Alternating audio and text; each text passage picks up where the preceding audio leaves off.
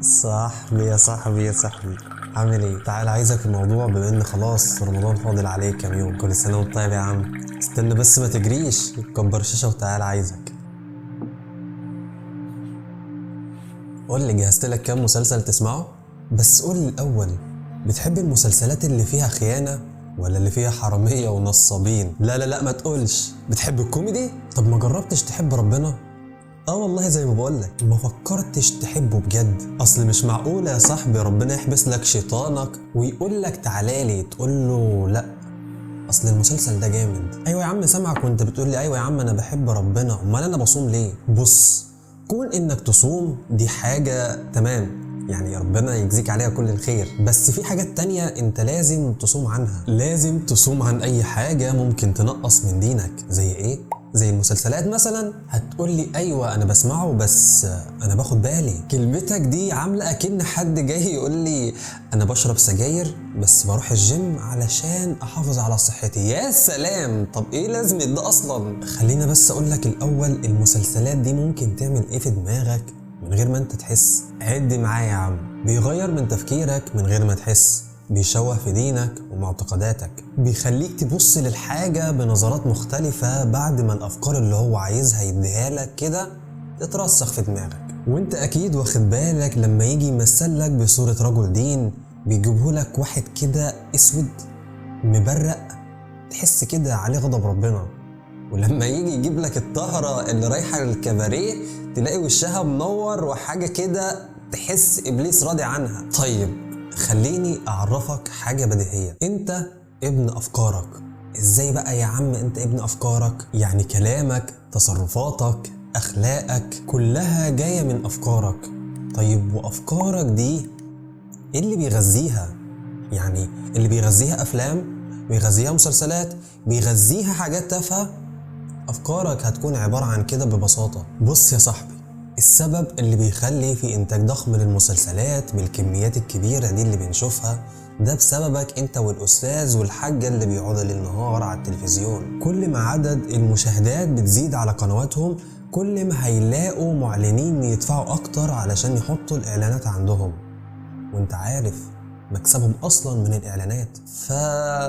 للأسف أنت السبب في كده. دي حقيقة أنا عارف إنك ممكن ما تكونش عارف صدمتها بالشكل الكويس، بس للأسف أنت لازم تاخد بالك منها. بص، إيه اللي هيحصل لو مثلا أنت جيت كده في رمضان ورحت شايل تلفزيونك حطه في الدولاب زي مثلا ما أهالينا كانوا بيعملوا زمان؟ ولا حاجة، الدنيا مش هتتغير.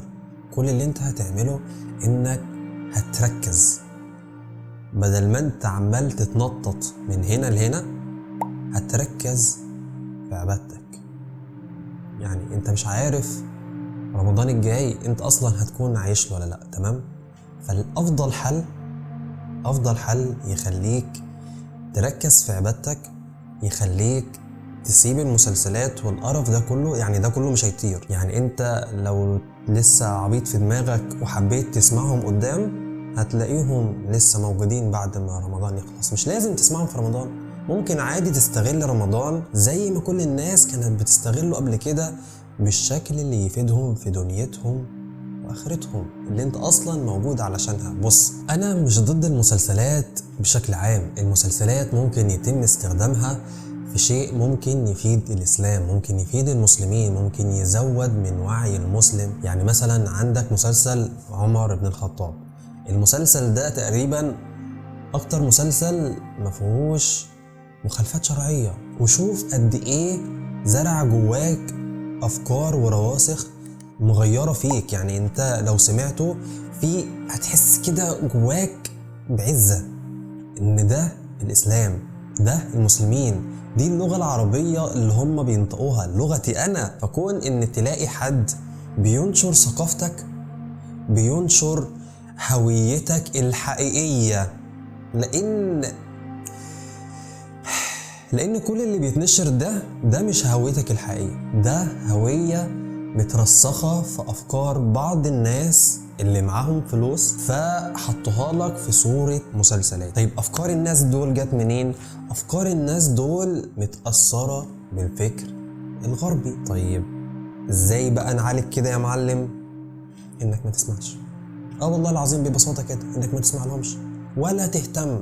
يعني ما تقولش المسلسل كذا بينشر. طب وليه اصلا؟ يعني ليه تديهم اهمية؟ ليه اصلا تحطهم في الاعتبار؟ هم ما لهمش اي ستيل لازمة في الحياة. يعني هم لو جم يا عم واختفوا كده مرة واحدة، كوكب زي ما هو ولا هيتغير. فانت لازم تركز، لازم تفهم ان ده حياتك وده وقتك وهتتسأل عليه. يعني هتتسأل على الساعة اللي انت كنت بتسمع فيها المسلسل. يا معلم احنا داخلين على رمضان، 30 يوم مش قادر تمسك فيهم نفسك انك تطفي التلفزيون، انك تفصل عن الفيس واليوتيوب والكلام ده كله. لازم تعرف. طيب على الاقل انت يا عم مش عارف تفصل عن ده كله. خلاص حدد وقت، تدخل على الاعدادات بتاعت الموبايل، تحدد مثلا تطبيق اليوتيوب ساعة في اليوم بس، الفيس ساعة ولا نص ساعة.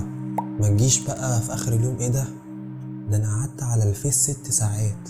انت مش متخيل 6 ساعات كنت ممكن تخلص فيهم كام جزء. انت مش متخيل كنت تقدر فيهم تسمع كام درس في العقيدة يزود من ايمانك، يعرفك الحلال والحرام اللي انت اصلا تقريبا ما بقتش عارفه بشكل كويس او مش عارفه اصلا. يعني في حاجات حرام انت شايفها تشدد علشان انت واخد على الدلع. ما تقوليش انك عايز بديل، اللي هو يا عمي انت عمال تتكلم معايا وخنقتني على المسلسلات ومعرفش ايه، شوف لي انت بقى بديل. يعني انا عايز بديل اتفرج عليه. اجيب لك بديل منين؟ يعني انا مش خبير انتاج علشان اطلع لك مسلسل. انا مجرد واحد بياخد بايدك وينور جواك حاجة بسيطة ممكن تغير في حياتك.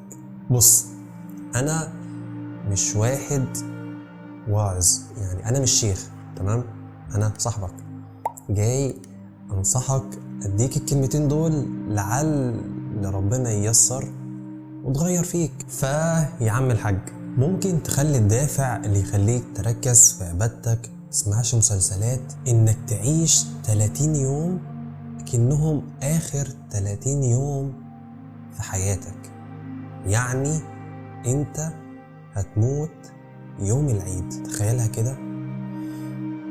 انت العد التنازلي بدأ يوم 1 رمضان، فاضل 29 يوم على وفاتك.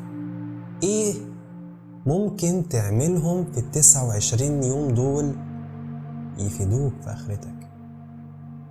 وبس. فعيش رمضان كأنه آخر رمضان ليك. متنساش بقى تعمل لايك سبسكرايب عشان الحاجات دي بتفرحني. يلا سلام. كان نفسي أشرب من هنا بس للأسف بص ما ينفعش دي تظهر خالص، بس يلا بقى. فأنت كل اللي أنت هتعمله إنك هتسمع النصيحة تعملها غصب عنك. بص اتصرف، يعني دي لازم تعملها. والله العظيم انا بخرف، انا مش مسجل تاني بالليل. انت ما عندكش خيار تاني غير انك تعمل بيها، لانك انت لو ما عملتش بيها يعني فكر، يعني انت خدها فلترها. النصيحة دي كويسة هتفيدني في حياتي، خلاص اعمل بيها وسيبك من الدلع.